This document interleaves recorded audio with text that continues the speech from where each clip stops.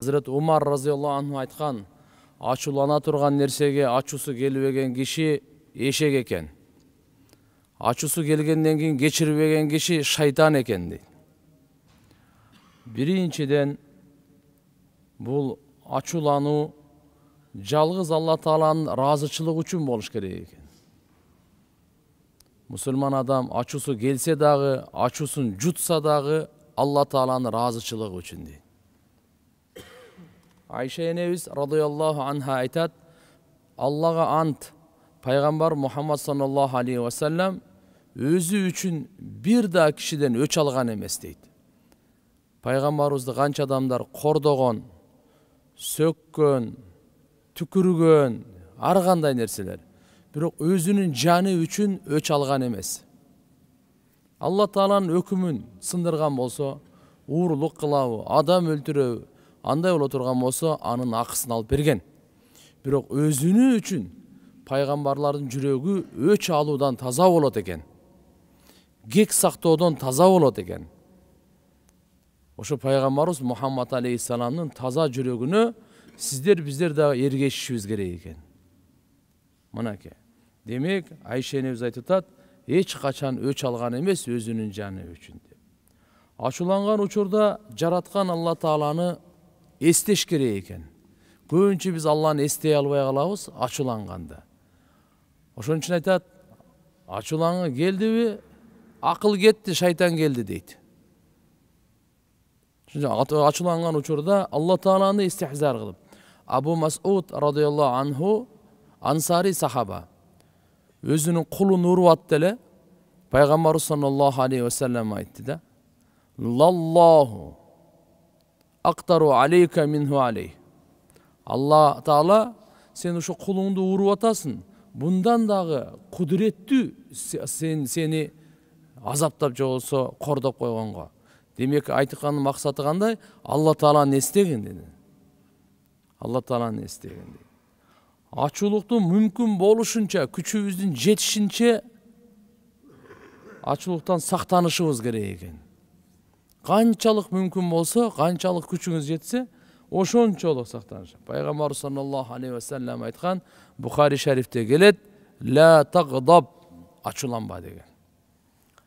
Насаат кылыңызчы деп Абу Зар разыйаллаху анху айтса, дагы айткан, "Ла тагдаб", ачууланба дейт. Дагы бир насаат айтып койсоңуз десе, "Ла тагдаб", ачууланба дейт. Мына пайгамбар саллаллаху алейхи ва саллям. Ачууну мүмкүн болушунча жутуу, мүмкүн болушунча басканга аракет кылуу. Кур'ан-ы Каримде Алла субханаху ва таала момундардын, таквалардын сыпаттарын айтат. Алладина юнфикуна фис-сарра вад-дарра вал-кадимина ал-гайд вал-афина анин-нас валлаху юхиббул мухсинин. Мына Алла субханаху ва таала бейиш даярдап койду. Бейишке кире турган таква адамдардын сыпаттары биринчиден сарпты айталар. Курсанчылыкта дагы, кыйынчылыкта дагы Алланын жолуна сарптагандар, ачуусун жуткандар, адамдарды кечиргендер жана жакшы иш кылуучуларды Алла Таала жакшы көрөт деп мына Алла субханаху ва таала Ал-Имран сүрөсүндө ушундай бейишке кире турган адамдардын, момун адамдардын сыпаттарын баян кылып, "Вал-кадиминал гайд", ачуусун жуткандар дейт. Мына жерде эми ачуусун жуткандар дегени ким? Жөн эле турабыз азыр, ачуубуз келбей эле. Бизге айтылган жок азыр. Качан ачууңуз келет, ошондо ачууңузду жутасыз, ошондо ушул аятка амал кылган болот экенбиз да. Бул аятка качан амал кылган болобуз? Качан ачуубуз келе турган, ачуу келбей койбойт, ачуу келет. Бирок максат ошону чыгарып бербей, аны жутуп ала турган болсок, мынакей. Маймун рахматуллаху алейхтин бир кулу болгон экен, кул аялы. Ал кул аял конок келип калып, тамак алып кел дегенге тамак алып келип, ошо маймундун кийимине төгүп алган да, коноктордун алдында. Маймун халифа бул, төгүп алган. Ачуусу келгенде анан ушул аятты айтканда, Бул аятты bir аятка окуп коюңуз, аятка амал кылыңыз депчи. Аятта не деп турат? Вал кадиминал гойд. Ачуусун жуткандар деп. Ал айтты, мен ачууму жуттум дейт. Андан кийинкисин дагы окуп коюңуз дейт. Ал деген мени кечирип коюңуз дегени. Вала афина анин нас. Боптур, сени кечирдим дейт. Андан кийин уландысын дагы окуп коюңуз деди. Валлаху юхиббул мухсинин. Боптур, сен азатсың деп аны боштондукка чыгарып берди да. Бул дегенибиз туугандар, ал акылдуу күн экен, ал дагы ушинтип шорпону дагы төгүп алып, ачуусун да жуттуртуп, кечирим дагы сурап, андан кийин өзү дагы анын баягы кулдугунан чыгып кетти да. Кандай болбосун туугандар, мынакей ошол ачуу келгенде биз ачуубузду жутушубуз керек экен. Ачуу келгенде ауду биллахи минаш шайтанир раджим. Ушуну айтыш керек экен. Дароо Алладан пана тилейм. Алладан пана тилейм деп. Пайгамбарыбыз саллаллаху алейхи ва саллям айткан: "Ида гадиба ар-раджул факала ауду биллахи сакана гадабу." Канзул уммалда келет. Качан бир адам ачуусу келсе, ауду билла десе, анын ачуусу сууп калат экен. Алымдарыбыз айтат, кимдин ачуусу көп келсе, багымдат намаздан кийин, бардык ушул дуаларды аткаргандан кийин 10 жолу ауду биллахи минаш шайтанир раджим деп көңүлүн жакшынакай маанисине көңүл буруп айтып жүрсө, Кудай кааласа ачуусу тез келбей калат экен. Ачуусу келсе, аны жута ала турган мүмкүнчүлүк Алла Таалам берет экен. Ачуу келген учурда унчукпай коюу. Унчукпай коюу. Пайгамбарыбыз айткан: "Ида гадиба ахадукум фалияскут." Качан бирөөңөр ачууңар келдиби, унчукпай эле коюңуз. Ошо сүйлөй бергенден барып анан кийин талак айтып ажырашып кетип атат да. Ачуусу келди, унчукпай койсо болду, мушташ деле болмок эмес. Шу тил баледен ачуусу келгенден ушул тилден чыгарды дагы, андан кийин аркасынан акыбети жаман болуп чыкты да. Бычак сайып кетти, өлтүрүп кетти, ажырашып кетти. Мынакей. Ошон үчүн Пайгамбарыбыз саллаллаху алейхи ва саллям не дейт? Ачуусу келсе бирөөнүн, анда унчукпай эле койсун дейт. Кайсы абалда ачуусу келсе, ошол абалды өзгөртүп бериш керек экен да. Мисалы, турган учурда ачуусу келсе, отура калыш керек. Отурганда ачуусу келсе, кетпей кое турган болсо, анда жата калыш керек. Ошондо анан ачуу качып кетет экен.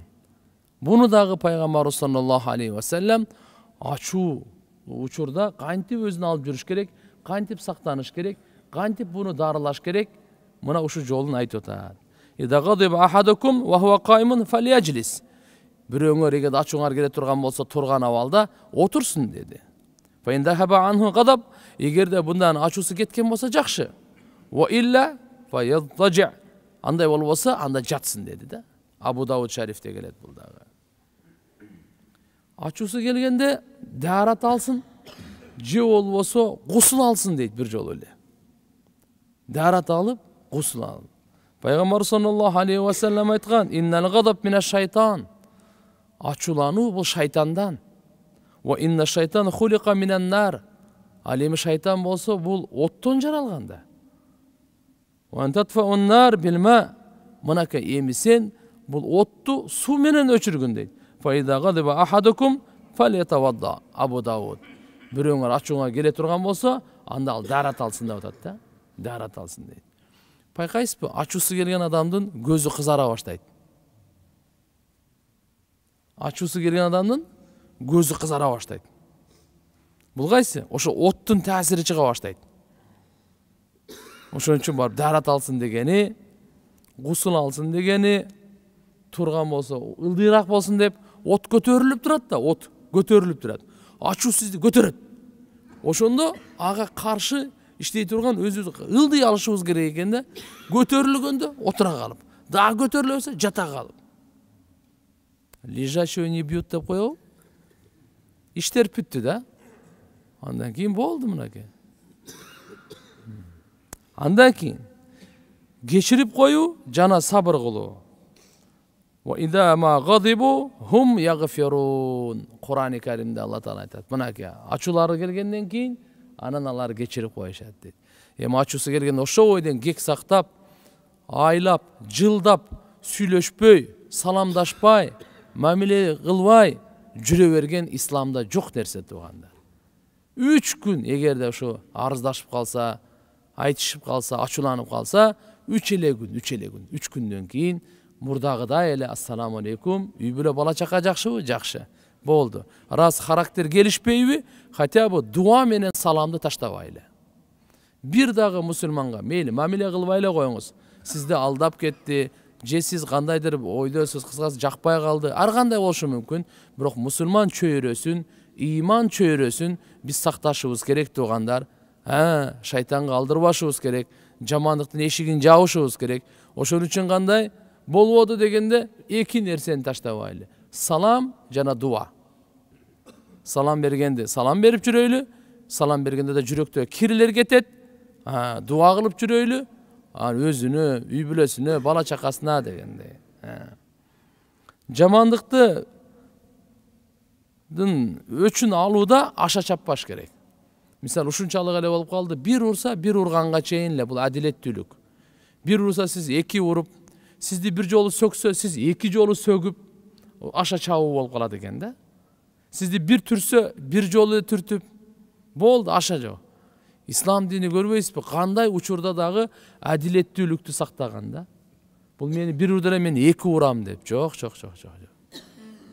Эгер ушунчалык боло турган болсо, Кур'ан-ы Каримде айтат: "Ва ин aqabtum fa'aqibu bimisli ma uqibtum bi, wa in sabartum fa huwa khairul lis-sabirin."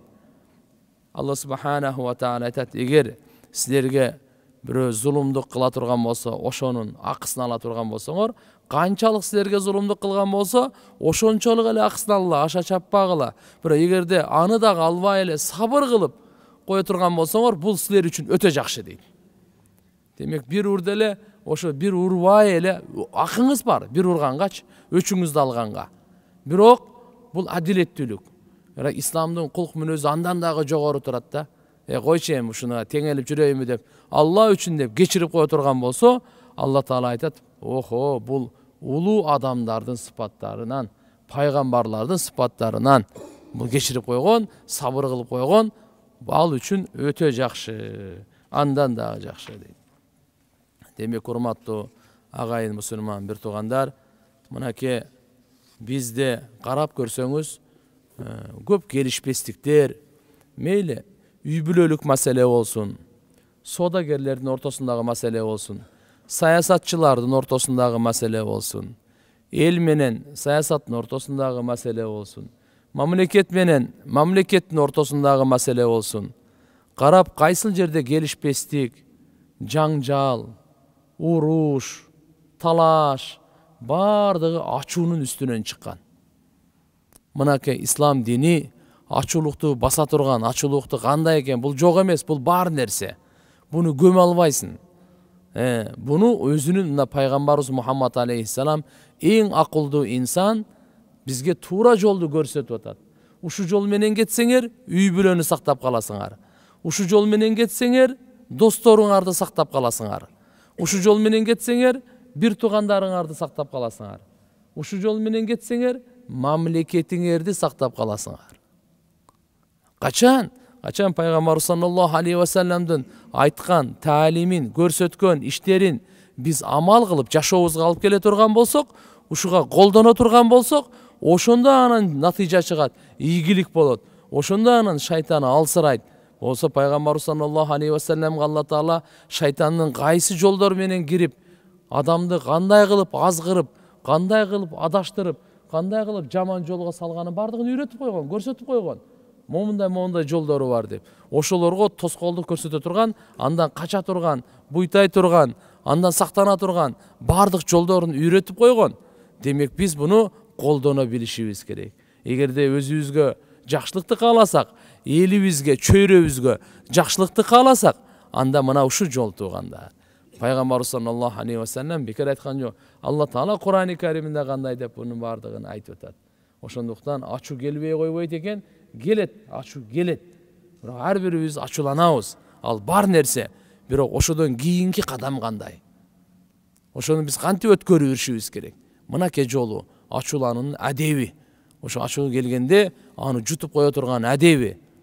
Жараткан Алла Таала баарыбызды шайтандын азгырыгынан сактасын.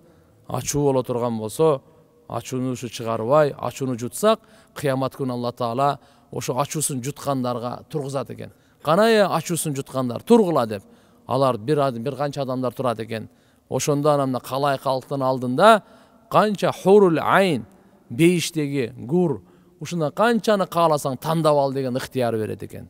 Бир хадисте пайгамбар саллаллаху алейхи ва саллям айтат, ким ачуусу келип, ошо ачуусунун кудурети жетет, чыгаргангачы, алганга, өчүн алганга, бирок ошол жерге токтотуп кое турган болсо, Алла аны өзүнүн азабынан кыямат күнү токтотуп коет дейт. Өзүнүн азабынан токтотуп коет дейт. Бир хадисте пайгамбарыбыз айтат, ким ачуусун жута турган болсо, Алла Таала жүрөгүнөн данышмандыктын булагын чыгарат дейт. Данышмандыктын булагын чыгарат жүрөгүнөн дейт. Демек туугандар, ушундай улуу сыпат экен ачуусун жуткан. Биз иншалла Алла Таалам биринчиден ачуубузду келтирбесин, ушундай бир иш болбосун. Бирок болуп кала турган болсо, мына ушул хадистерге амал кылганга, аяттарга амал кылганга Алла Таалам өзү жардам берсин. Субхана роббика роббил иzzati amma yasifun ва саламун алал мурсалин валхамдулиллахи роббил аламин.